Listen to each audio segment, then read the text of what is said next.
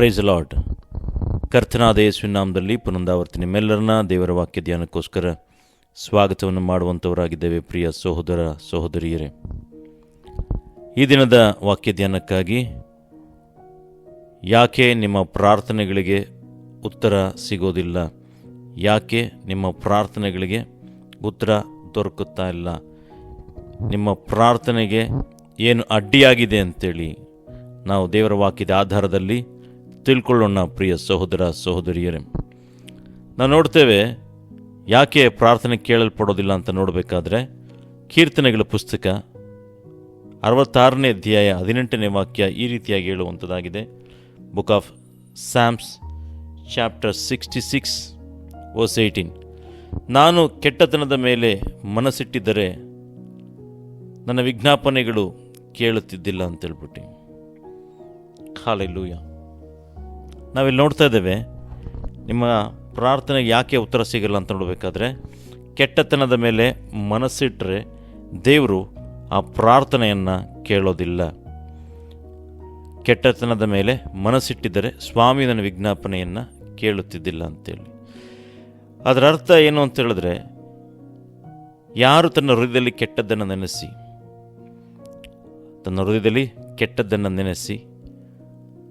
ಪಾಪವನ್ನು ಇಟ್ಟುಕೊಂಡು ಮನಸ್ಸಿನಲ್ಲಿ ಕೆಟ್ಟ ಆಲೋಚನೆಗಳು, ಕೆಟ್ಟ ಉದ್ದೇಶಗಳು ಇರೋದಾದರೆ ಅಂಥವನ ಪ್ರಾರ್ಥನೆಯನ್ನು ದೇವರು ಕೇಳೋದಿಲ್ಲ. ದೇವರ ವಾಕ್ಯ ಈ ರೀತಿಯಾಗಿ ಹೇಳುವಂಥದ್ದಾಗಿದೆ. ಯೆಶಾಯನ ಗ್ರಂಥ 59ನೇ ಅಧ್ಯಾಯ 2ನೇ ವಾಕ್ಯ. ಆದರೆ ನಿಮ್ಮ ಅಪರಾಧಗಳೇ ನಿಮ್ಮ ದೇವರಿಂದ ನಿಮ್ಮನ್ನು ಅಗಲಿಸುತ್ತಾ ಬಂದಿವೆ, ನಿಮ್ಮ ಪಾಪಗಳೇ ಆತನು ಕೇಳಲಾರದಂತೆ ಆತನ ಮುಖಕ್ಕೆ ಅಡ್ಡವಾಗಿವೆ. ಹಲ್ಲೆಲೂಯಾ. ದೇವರ ವಾಕ್ಯ ಈ ರೀತಿಯಾಗಿ ಹೇಳುವಂಥದ್ದಾಗಿದೆ. ಪ್ರಿಯರೇ, ನಮ್ಮ ಹೃದಯವು ನಮ್ಮನ್ನು ದೋಷಿಗಳನ್ನು ನಿರ್ಣಯಿಸದಿದ್ದರೆ ನಮಗೆ ದೇವರ ವಿಷಯದಲ್ಲಿ ಧೈರ್ಯ ಉಂಟು, ಮತ್ತು ನಾವು ಆತನ ಆಜ್ಞೆಗಳನ್ನು ಕೈಕೊಂಡು ಆತನ ಎಣಿಕೆಯಲ್ಲಿ ಮೆಚ್ಚುಗೆಯಾದ ಕಾರ್ಯಗಳನ್ನು ಮಾಡುವವರಾಗಿರುವುದರಿಂದ ಏನು ಬೇಡಿಕೊಂಡರೂ ಆತನಿಂದ ಹೊಂದುವೆವು. Praise God. ನಾವು ನೋಡ್ತಾ ಇದ್ದೇವೆ ಯಾವ ರೀತಿಯಾಗಿ ನಮ್ಮ ಹೃದಯ ನಮ್ಮನ್ನು ದೋಷಿ ಎಂದು ನಿರ್ಣಯಿಸದಿದ್ದರೆ ಅಂತೇಳಿ. ಅಂದರೆ ನಿಮ್ಮ ಹೃದಯ ನಿಮ್ಮನ್ನು ದೋಷಿಯಿಂದ ಎಣಿಸ್ತಾ ಇತ್ತು ಅಂತೇಳಿದ್ರೆ ಖಂಡಿತವಾಗಿ ದೇವರು ನಿಮ್ಮ ವಿಜ್ಞಾಪನೆಗಳನ್ನು ಇಲ್ಲ ಪ್ರಾರ್ಥನೆಗಳನ್ನು ಕೇಳೋದಿಲ್ಲ. ನಿಮ್ಮ ಹೃದಯ ನಿಮ್ಮನ್ನು ದೋಷಿಯೆಂದು ಎಣಿಸ್ತಲೇ ಇತ್ತು ಅಂತ ಹೇಳಿದ್ರೆ, ನಿರ್ಣಯಿಸ್ತಾ ಇಲ್ಲ ಅಂತಿತ್ತು ಅಂತ ಹೇಳಿದ್ರೆ, ಆಗ ನಿಮಗೆ ದೇವರ ವಿಷಯದಲ್ಲಿ ಒಂದು ಧೈರ್ಯ ಇರುವಂಥದ್ದಾಗಿದೆ. ಮತ್ತು ದೇವರ ಎಣಿಕೆಯಲ್ಲಿ ಮೆಚ್ಚುಗೆಯಾಗುವಂಥ ಕಾರ್ಯಗಳನ್ನು ನೀವು ಮಾಡೋದಾದರೆ ಏನು ಬೇಡಿಕೊಂಡ್ರೂ ಆತನಿಂದ ಹೊಂದುವೆವು ಅಂತೇಳಿ ದೇವರ ವಾಕ್ಯ ಹೇಳುವಂಥದ್ದಾಗಿದೆ. ಹಲ್ಲೆಲೂಯಾ. ಹಾಗಾಗಿ ಮೊದಲನೇ ಅಂಶ ನೋಡಬೇಕಾದ್ರೆ, ಮೊದಲನೇ ಪಾಯಿಂಟ್ ನೋಡಬೇಕಾದ್ರೆ, ನೀವು ಯಾಕೆ ನಿಮ್ಮ ಪ್ರಾರ್ಥನೆಗೆ ಉತ್ತರ ಇಲ್ಲ, ಯಾಕೆ ನಿಮ್ಮ ಪ್ರಾರ್ಥನೆಗೆ ಉತ್ತರ ದೊರಕ್ತಾ ಇಲ್ಲ ಅಂತ ನೋಡುವಾಗ ನಾವು ನೋಡ್ತಾ ಇದ್ದೇವೆ, ನಾನು ಕೆಟ್ಟತನದ ಮೇಲೆ ಮನಸ್ಸಿಟ್ಟಿದ್ದರೆ ಸ್ವಾಮಿಯು ನನ್ನ ವಿಜ್ಞಾಪನೆಯನ್ನು ಕೇಳುತ್ತಿದ್ದಿಲ್ಲ. ಹಲ್ಲೆಲೂಯಾ. ಅಂದರೆ ಕೆಟ್ಟತನದ ಮೇಲೆ ಮನಸ್ಸಿಡ್ತು ಅಂತ ಹೇಳಿದ್ರೆ ನಿಮ್ಮ ವಿಜ್ಞಾಪನೆ ಕೇಳೋದಿಲ್ಲ. ಹಲ್ಲೆಲೂಯಾ. ಹಾಗಾಗಿ ನಿಮ್ಮ ಮನಸ್ಸಿನಲ್ಲಿ ಕೆಟ್ಟತನ ಇರೋದಾದರೆ, ನಿಮ್ಮ ಮನಸ್ಸಿನಲ್ಲಿ ಕೆಟ್ಟ ವಿಷಯಗಳು ತುಂಬಿರೋದಾದರೆ ಅದನ್ನು ತೆಗೆದು ಹಾಕಿದ್ರೆ ಮಾತ್ರ ನಿಮ್ಮ ಪ್ರಾರ್ಥನೆಗಳು ಕೇಳಲ್ಪಡುವಂಥದ್ದು. ಹಾಗಾಗಿ ಅದಕ್ಕೆ ಹೇಳೋದು, ನಿಮ್ಮ ಹೃದಯ ನಿಮ್ಮನ್ನು ದೋಷಿ ಎಂದು ಎಣಿಸಬಾರ್ದು, ನಿಮ್ಮ ಮನಸ್ಸು ನಿಮ್ಮನ್ನು ದೋಷಿ ಎಂದು ಎಣಿಸಬಾರ್ದು. ಆ ರೀತಿಯಾಗಿ ನೀವು ಇರಬೇಕು ಅಂತೇಳಿ ದೇವರ ವಾಕ್ಯದಲ್ಲಿ ಬರೆದಿದೆ. ಮೊದಲನೇ ಪಾಯಿಂಟ್ ಏನು ಅಂತ ಹೇಳಿದ್ರೆ, ನಿಮ್ಮ ಪ್ರಾರ್ಥನೆಗೆ ಯಾಕೆ ಉತ್ತರ ಸಿಗ್ತಿಲ್ಲ, ಯಾಕೆ ನಿಮ್ಮ ಪ್ರಾರ್ಥನೆ ಕೇಳ್ತಿಲ್ಲ ಅಂತ ಹೇಳಿದ್ರೆ ಕೆಟ್ಟತನದ ಮೇಲೆ ಮನಸ್ಸಿಡುವಂಥದ್ದು. Second point, ಅವಿಧೇಯತೆ ಡಿಸ್ಒಬಿಡಿಯನ್ಸ್.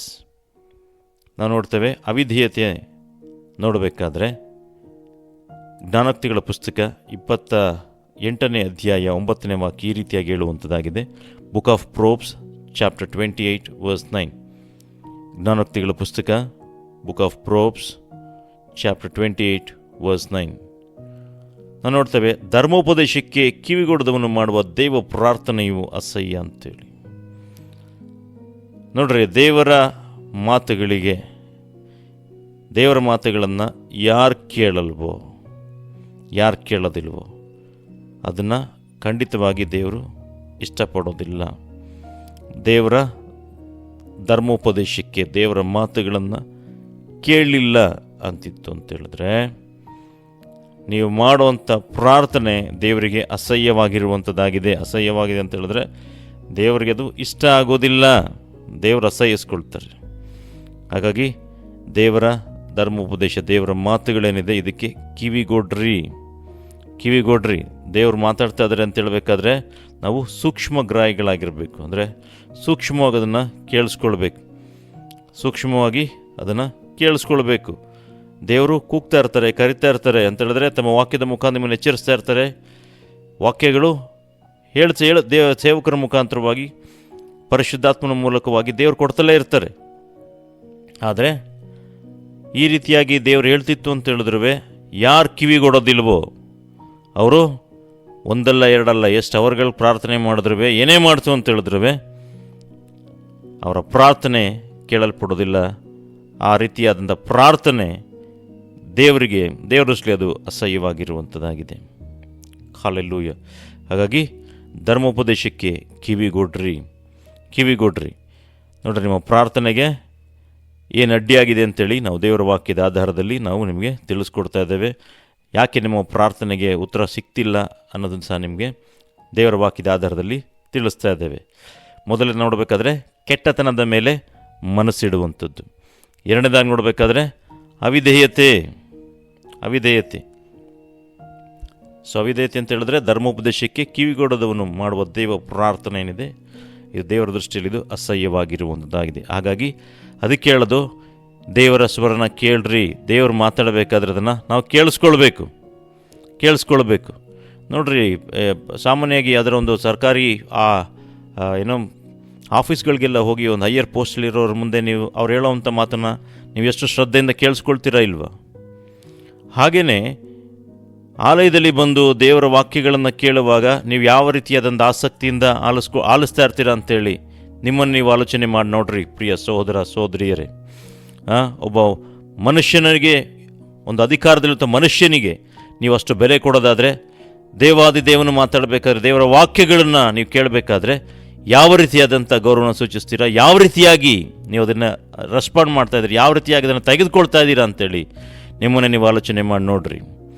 ಹಾಗಾಗಿ ದೇವರು ಧರ್ಮೋಪದೇಶಕ್ಕೆ ನೀವು ಕಿವಿಗೊಡ್ಡಿಲ್ಲ ಅಂತ ಹೇಳಿದ್ರೆ ನೀವು ಎಷ್ಟೇ ಪ್ರಾರ್ಥನೆ ಮಾಡಿದ್ರೂ ದೇವ್ರು ಕೇಳಲ್ಲ. ದೇವರ ದೃಷ್ಟಿಯಲ್ಲಿ ಅದು ಅಸಹ್ಯವಾಗಿರುವಂಥದ್ದಾಗಿದೆ. ಹಲ್ಲೆಲೂಯಾ. ನಾವು ಮೂರನೇದಾಗಿ ನೋಡಬೇಕಾದ್ರೆ ಸಂದೇಹ ಪಡುವಂಥದ್ದು, ಡೌಟ್ ಪಟ್ಕೊಂಡು ಈ ಪ್ರಾರ್ಥನೆ ಮಾಡ್ತು ಅಂತ ಹೇಳಿದ್ರೆ ಆ ಪ್ರಾರ್ಥನೆಗೆ ಉತ್ತರ ಸಿಗೋದಿಲ್ಲ. ಡೌಟ್ ಪಟ್ಕೊಂಡು ಪ್ರಾರ್ಥನೆ ಮಾಡಿದ್ರೆ ಅದಕ್ಕೆ ಉತ್ತರ ಸಿಗೋದಿಲ್ಲ. ಸಂದೇಹ ಪಟ್ಟು ಪ್ರಾರ್ಥನೆ ಮಾಡಿಕೊಂಡ್ರೆ ಅದಕ್ಕೆ ದೇವರು ಉತ್ತರ ಕೊಡೋದಿಲ್ಲ, ಉತ್ತರ ಸಿಗೋದಿಲ್ಲ. ಯಾಕೋಬನ ಪತ್ರಿಕೆ book of James chapter 1, 6 and 7 ನೋಡುವಾಗ, ಯಾಕೋಬನ ಪತ್ರಿಕೆ 1ನೇ ಅಧ್ಯಾಯ 6 ಮತ್ತು 7ನೇ ವಾಕ್ಯ. ಯಾಕೋಬನ ಪತ್ರಿಕೆ 1ನೇ ಅಧ್ಯಾಯ 6 ಮತ್ತು 7. ಯಾಕೋಬನ ಪತ್ರಿಕೆ ಬುಕ್ ಆಫ್ ಜೇಮ್ಸ್, ಯಾಕೋಬನ ಪತ್ರಿಕೆ 1ನೇ ಅಧ್ಯಾಯ 6 ಮತ್ತು 7ನೇ ವಾಕ್ಯವನ್ನು ನೋಡುವಾಗ ದೇವರ ವಾಕ್ಯ ಬರೆದಿದೆ, ಸ್ವಲ್ಪವೂ ಸಂದೇಹ ಪಡದೆ ನಂಬಿಕೆ ಇಟ್ಟು ಕೇಳಿಕೊಳ್ಳಬೇಕು. ಸಂದೇಹ ಪಡುವವನು ಗಾಳಿಯಿಂದ ಬಡಿಯಲ್ಪಟ್ಟ ಸಮುದ್ರ ತೆರೆಯಂತೆ ಅಲಿಯುತ್ತಿರುವನು. ಆ ಮನುಷ್ಯನು ತನ್ನ ಕರ್ತನಿಂದ ಏನಾದರೂ ಹೊಂದುವೆನೆಂದು ಭಾವಿಸದೇ ಇರಲಿ. ಹಲ್ಲೆಲೂಯಾ. ನಾವು ನೋಡ್ತಾ ಇದ್ದೇವೆ, ಸ್ವಲ್ಪವೂ ಸಂದೇಹ ಪಡದೆ ನಂಬಿಕೆ ಇಟ್ಟು ಕೇಳಿಕೊಳ್ಳಬೇಕು. ಸಂದೇಹ ಪಡುವವನು ಗಾಳಿಯಿಂದ ಬಡಿಯಲ್ಪಟ್ಟ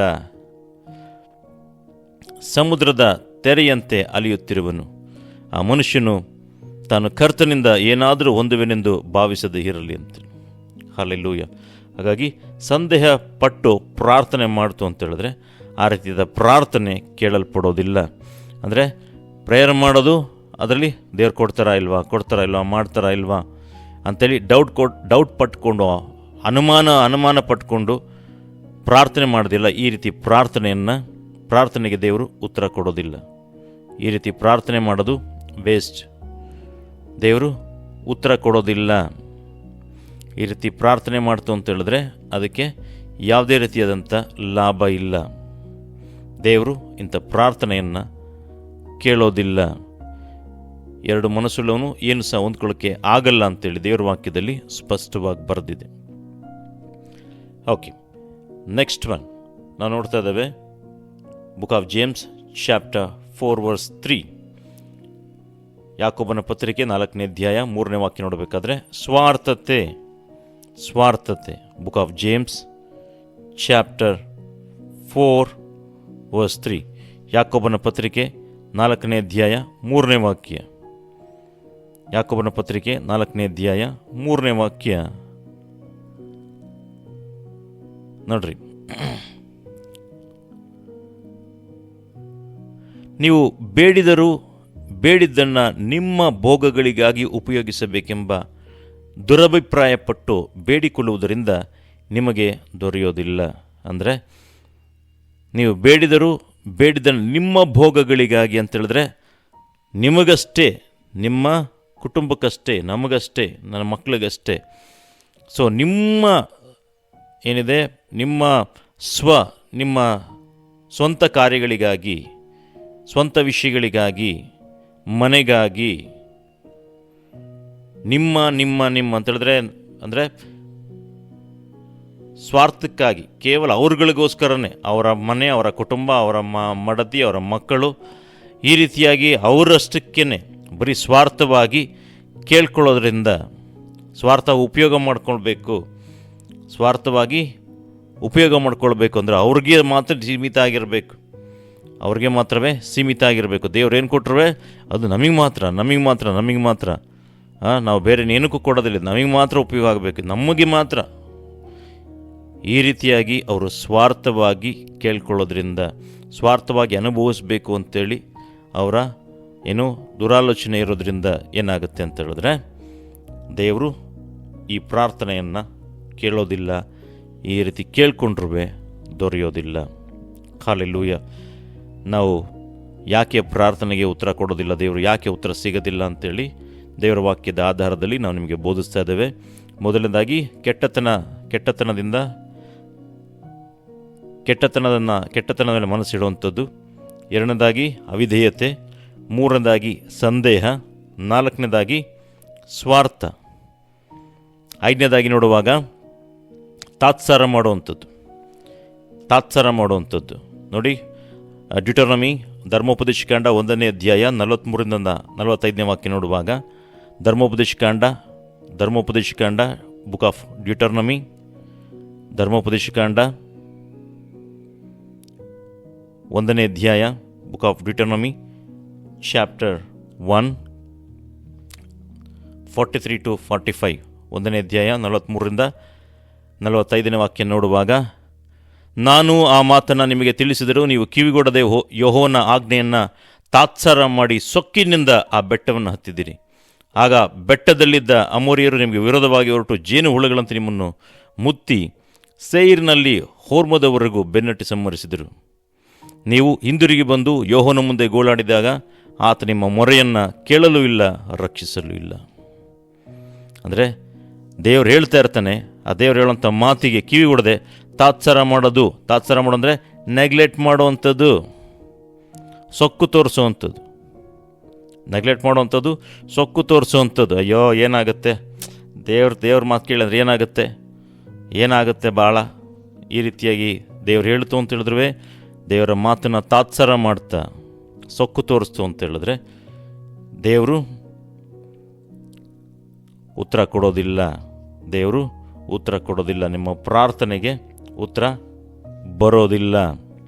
ಹಲ್ಲೆಲೂಯಾ. ಸೊ ಹಾಗಾಗಿ ದೇವ್ರ ಮಾತನ್ನು ತಾತ್ಸಾರ ಮಾಡೋದಕ್ಕೆ ಹೋಗ್ಬೇಡ್ರಿ, ದೇವರ ಮಾತಿಗೆ ತಾತ್ಸಾರ ತೋರಿಸೋದಕ್ಕೆ ಹೋಗ್ಬೇಡ್ರಿ. ಅದಕ್ಕೆ ನೋಡ್ರಿ, ನೀವು ಯಾರೇ ದೇವಸೇವಕರು ಮಾತಾಡಬೇಕಾದ್ರೂ ಅದನ್ನು ಅಸಡ್ಡೆ ಮಾಡೋದಕ್ಕೆ ಹೋಗ್ಬೇಡ್ರಿ. ದೇವರು ಸಣ್ಣ ಕೂಸುಗಳಿಂದ, ಸಣ್ಣ ಮಕ್ಕಳಿಂದಲೂ ಸಹ ಏನು ಮಾಡ್ತಾರೆ ಅಂತ ಹೇಳಿದ್ರೆ ದೇವರು ಮಾತನಾಡೋದು ಶಕ್ತರಾಗಿದ್ದಾರೆ. ಹಾಗಾಗಿ ಯಾರೇ ವ್ಯಕ್ತಿಗಳಾದರೂ ಸರಿ, ಸಣ್ಣವರಿಂದ ದೊಡ್ಡವ್ರ ತನಕ ಯಾರನ್ನ ಬೇಕಾದ್ರೂ ದೇವರು ಉಪಯೋಗ ಮಾಡ್ತಾರೆ. ದೇವರ ವಾಕ್ಯಗಳನ್ನು ಯಾರ ಮೂಲಕವಾಗಿ ಹೇಳಬೇಕಾರ್ಲೂ ದೇವರು ಹೇಳಿಸ್ಬೇಕಾದ್ರೆ ನೀವು ದೇವ್ರ ವಾಕ್ಯಗಳನ್ನ ತಾತ್ಸಾರ ಮಾಡೋದಕ್ಕೆ ಹೋಗ್ಬಿಟ್ರೆ, ಅಯ್ಯೋ ಇವ್ರು ಹೇಳ್ತಾ ಇರೋದ? ನೋ, ದೇವರ ವಾಕ್ಯಗಳನ್ನು ತಾತ್ಸಾರ ಮಾಡಬೇಡಿ. ಯಾಕಂದರೆ ಅದು ಅವ್ರು ಹೇಳ್ತಾ ಇರೋಂಥ ಮಾತ್ರ ಅವ್ರ ಮಾತುಗಳಲ್ಲ, ಇದು ದೇವ್ರ ವಾಕ್ಯಗಳು. ಸೊ ದೇವ್ರ ವಾಕ್ಯಗಳನ್ನು ಹೇಳಬೇಕಾದ್ರೆ ತಾತ್ಸಾರ ಮಾಡಬಾರ್ದು. ದೇವರು ಯಾರ ಮೂಲಕ ಏನು ಬೇಕಾದ್ರೂ ಹೇಳ್ಬೋದು.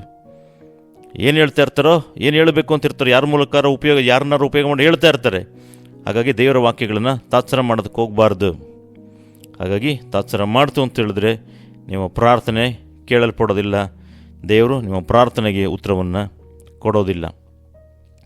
ನೆಕ್ಸ್ಟ್ ಪಾಯಿಂಟ್ ನೋಡುವಾಗ, ದೇವರು ತಿದ್ದುಪಾಠುಗಳನ್ನು ತಳ್ಳಾಕುವಂಥದ್ದು, ದೇವರ ಕರೆಕ್ಷನ್ಗಳನ್ನ ಬೇಡ ಅಂತ ಹೇಳುವಂಥದ್ದು. ದೇವರು ಅದು ಸರಿ ಇಲ್ಲ, ಮಾಡಬೇಡ್ರಿ, ಆ ರೀತಿಯಾಗಿ ಮಾಡಬಾರ್ದು ಅಂತ ಹೇಳಿದ್ರೂ ಏನು ಮಾಡೋದು? ದೇವರ ತಿದ್ದುಪಾಠುಗಳನ್ನು, ಕರೆಕ್ಷನ್ಸ್ಗಳನ್ನ ತಳ್ಳ ಹಾಕುವಂಥದ್ದು. ಜ್ಞಾನೋಕ್ತಿಗಳ ಪುಸ್ತಕ 1ನೇ ಅಧ್ಯಾಯ 25-28 ವಾಕ್ಯವನ್ನು ನೋಡುವಾಗ, book of Proverbs chapter 1, book of Proverbs ಜ್ಞಾನೋಕ್ತಿಗಳ ಪುಸ್ತಕ 1ನೇ ಅಧ್ಯಾಯ ನಾವು ನೋಡ್ತಾ ಇದ್ದೇವೆ. ನೋಡ್ರಿ, ಬುಕ್ ಆಫ್ ಪ್ರೋಬ್ಸ್ ಚಾಪ್ಟರ್ 1 25-28 ನೋಡುವಾಗ ನಾವು ನೋಡ್ತಾ ಇದ್ದೇವೆ, ನನ್ನ ಬುದ್ಧಿವಾದವನ್ನು ಲಕ್ಷ್ಯಕ್ಕೆ ತಾರದೆ ನನ್ನ ತಿದ್ದುಪಾಟನ್ನು ಬೇಡವೆಂದು ತಳ್ಳಿಬಿಟ್ಟಿದ್ದೀರಿ. ದೇವರು ಹೇಳ್ತಾ ಇದ್ದಾರೆ, ನನ್ನ ಬುದ್ಧಿವಾದವನ್ನು ದೇವರು ಏನು ಮಾಡ್ತಾರೆ? ಬುದ್ಧಿವಾದ ಹೇಳ್ತಾ ಇದ್ದಾರೆ, ಮಾಡಬೇಡ್ರಿ, ಅದು ಸರಿಯಲ್ಲ, ಒಳ್ಳೆಯದಲ್ಲ ಅಂತ ಹೇಳಿದ್ರು ದೇವರು ಹೇಳೋದಕ್ಕೆ ಏನೋ ಯಾವುದೇ ರೀತಿಯಾದಂಥ ಗೌರವ ಕೊಡದಲೆ, ದೇವರ ಬುದ್ಧಿವಾದನ ಲಕ್ಷ್ಯಕ್ಕೆ ತಾರದೆ, ಗಮನಿಸದೆ ಆತನ ತಿದ್ದುಪಾಟನ್ನು ಬೇಡವೆಂದು ತಳ್ಳಿಬಿಟ್ಟಿದ್ದೀರಾ ಅಂತೇಳಿ ಹೇಳ್ತಾರೆ ದೇವರು. ಆದ ಕಾರಣ ನೋಡಿ, ಅವಾಗ ಏನು ಆಗುತ್ತೆ ಅಂತೇಳಿ ಇಲ್ಲಿ ವಿವರಿಸ್ತಾರೆ ದೇವರ ವಾಕ್ಯದಲ್ಲಿ. ಹಾಗೇನಾಗುತ್ತೆ ಅಂತ ಹೇಳಿದ್ರೆ, ಆದ ಕಾರಣ ಬಿರುಗಾಳಿಯಂತೆ ಅಪಾಯವು, ತೂಫಾನಂತೆ ಆಪತ್ತು ಬಂದು ನಿಮಗೆ ಶ್ರಮ ಸಂಕಟಗಳು ಸಂಭವಿಸುವಾಗ ನಿಮ್ಮ ಅಪಾಯದಲ್ಲಿ ನಾನು ನಗುವೆನು, ನಿಮ್ಮ ಆಪತ್ತಿನಲ್ಲಿ ಪರಿಹಾಸ್ಯ ಮಾಡುವೆನು. ಆಗ ಅವರು ನನಗೆ ಮೊರೆ ಇಟ್ಟರು, ನಾನು ಉತ್ತರ ಕೊಡುವೆನು, ನನ್ನನ್ನು ಆತುರದಿಂದ ಹುಡುಕಿದರು, ನಾನು ಕಾಣಿಸೆನು. ಹಲ್ಲೆಲೂಯಾ. ನೋಡ್ರಿ, ಆಗ ಅವರು ನನಗೆ ಮೊರೆ ಇಟ್ಟರು, ನಾನು ಉತ್ತರ ಕೊಡೆನು, ನನ್ನನ್ನು ಆತುರದಿಂದ ಹುಡುಕಿದರು, ನಾನು ಕಾಣಿಸೆನು. ದಟ್ ಮೀನ್ಸ್ ದೇವ್ರು ಫಸ್ಟ್ ವಾರ್ನ್ ಮಾಡ್ತಾರೆ, ಎಚ್ಚರಿಸ್ತಾರೆ. ಎಚ್ಚರಿಕೆಯನ್ನು ಗಮನಿಸಲಿಲ್ಲ, ನಿಮ್ಮ ಬೇಕಾಬಿಟ್ಟಿಯಾಗಿ ನಿಮ್ಮ ಪ್ರವರ್ತನೆ ಮಾಡಿದ್ರಿ, ಬೇಕಾಬಿಟ್ಟಿಯಾಗಿ ನಡ್ಕೊಂಡ್ರಿ. ಆವಾಗ ಪರಿಣಾಮಗಳನ್ನ ಎದುರಿಸಬೇಕಾದ್ರೆ ದೇವ್ರನ್ನ ಕೂಗ್ತು ಅಂತ ಹೇಳಿದ್ರು ದೇವ್ರೇನು ಮಾಡ್ತಾರಂತೆ? ಮೊರೆ ಇಟ್ಟರು ದೇವ್ರೇನು ಮಾಡ್ತಾರೆ? ಉತ್ತರ ಕೊಡೋದಿಲ್ಲ. ಆಗ ಅರ್ಜೆಂಟಾಗಿ ಅಯ್ಯೋ ದೇವ್ರೇ ದೇವ್ರೇ ದೇವ್ರೇ ಅಂತೇಳಿ ಆತುರದಿಂದ ಹುಡುಕಿದ್ರು ದೇವರು ಕಾಣಿಸೋದಿಲ್ಲ ಅಂತೇಳಿ ದೇವ್ರ ವಾಕ್ಯದಲ್ಲಿ ಸ್ಪಷ್ಟವಾಗಿ ಬರೆದಿದೆ. ಹಲ್ಲೆಲೂಯಾ. ಪ್ರಿಯ ಸಹೋದರ ಸಹೋದರಿಯರೇ, ಯಾಕೆ ನಿಮ್ಮ ಪ್ರಾರ್ಥನೆಗೆ ಉತ್ತರ ಸಿಗ್ತಿಲ್ಲ? ಯಾಕೆ ನಿಮ್ಮ ಪ್ರಾರ್ಥನೆಗಳು ಕೇಳಲ್ಪಡ್ತಿಲ್ಲ? ಯಾಕೆ ನಿಮ್ಮ ಪ್ರಾರ್ಥನೆಗೆ ಸದುತ್ತರವನ್ನು ದೇವರು ಕೊಡ್ತಿಲ್ಲ ಅಂಥೇಳಿ ದೇವರ ವಾಕ್ಯದ ಆಧಾರದಲ್ಲಿ ಅಲ್ಪ ಸಮಯದಲ್ಲಿ ನಿಮ್ಮೊಂದಿಗೆ ನಾವು ದೇವರ ವಾಕ್ಯದ ಆಧಾರದಲ್ಲಿ ಕೆಲವು ನಿಮಿಷಗಳ ಕಾಲ ಪರಿಶುದ್ಧಾತ್ಮನ ಕೊಡುವಂಥ ಆಲೋಚನೆಯೊಂದಿಗೆ ದೇವರ ವಾಕ್ಯಗಳನ್ನು ಹಂಚಿಕೊಂಡಿದ್ದೇವೆ. ಈ ವಾಕ್ಯಗಳನ್ನು ಕೇಳಿಸ್ಕೊಳ್ತಿರುವಂಥ ಎಲ್ಲ ಪ್ರಿಯ ಸಹೋದರ ಸಹೋದರಿಯರೇ, ದೇವರು ಈ ಕ್ಷಣದಲ್ಲೂ ಸಹ ನಿಮ್ಮೊಂದಿಗೆ ಮಾತನಾಡ್ತಾ ಇದ್ದಾರೆ. ನಿಮ್ಮ ಜೀವಿತದಲ್ಲಿ ಈ ವಾಕ್ಯಕ್ಕೆ ಅನುಗುಣವಾಗಿ ನೀವು ನಡ್ಕೊಂಡಿಲ್ಲ, ಬೇರೆ ರೀತಿ ನಡ್ಕೊಂಡಿದ್ದೀರಾ ಅಂತ ಹೇಳಿದ್ರೆ ಪಶ್ಚಾತ್ತಾಪ ಪಡ್ರಿ, ದೇವರ ಹತ್ರ ಕ್ಷಮಾಪಣೆ ಕೇಳ್ಕೊಡ್ರಿ. ದೇವರೇ, ನಾನು ತಪ್ಪು ಮಾಡಿದ್ದೇನೆ, ಕ್ಷಮಿಸಿ ಅಂತ ಕೇಳಿ ದೇವರೊಂದಿಗೆ ನೀವೇನು ಮಾಡಿರಿ? ಒಂದಾಗ್ರಿ. ದೇವರೊಂದಿಗೆ ನೀವು ದೇವರಿಗೆ ಮತ್ತೆ ಪ್ರಾರ್ಥನೆ ಮಾಡಿರಿ. ಪಶ್ಚಾತ್ತಾಪದ ಜಜ್ಜುವುದ ಮನಸ್ಸನ್ನು ದೇವರು ತಿರಸ್ಕರಿಸೋದಿಲ್ಲ. ಖಂಡಿತವಾಗಿ ದೇವರು ನಿಮ್ಮ ಪ್ರಾರ್ಥನೆಗಳಿಗೆ ಉತ್ತರ ಕೊಟ್ಟೇ ಕೊಡ್ತಾರೆ. ದೇವರು ನಿಮ್ಮ ಪ್ರಾರ್ಥನೆಗೆ ಉತ್ತರ ಕೊಡುವಂಥ ದೇವರು, ನಿಮ್ಮ ಪ್ರಾರ್ಥನೆಯನ್ನು ಕೇಳುವಂಥ ದೇವರು. ನಿಮ್ಮ ಪ್ರಾರ್ಥನೆಗೆ ಏನು ಅಡ್ಡಿಯಾಗಿದೆ, ಯಾಕೆ ಉತ್ತರ ಬರ್ತಿಲ್ಲ ಅಂಥೇಳಿ ಅಲ್ಪ ಸಮಯದಲ್ಲಿ ದೇವರ ವಾಕ್ಯದ ಆಧಾರದಲ್ಲಿ ನಾವು ನಿಮ್ಮೊಂದಿಗೆ ಅನೇಕ ಸಂಗತಿಗಳನ್ನು ಹಂಚಿಕೊಂಡಿದ್ದೇವೆ. ದೇವರು ಈ ವಾಕ್ಯಗಳ ಮುಖಾಂತರವಾಗಿ ನಿಮ್ಮನ್ನು ಆಶೀರ್ವಾದ ಮಾಡಲಿ. God bless you.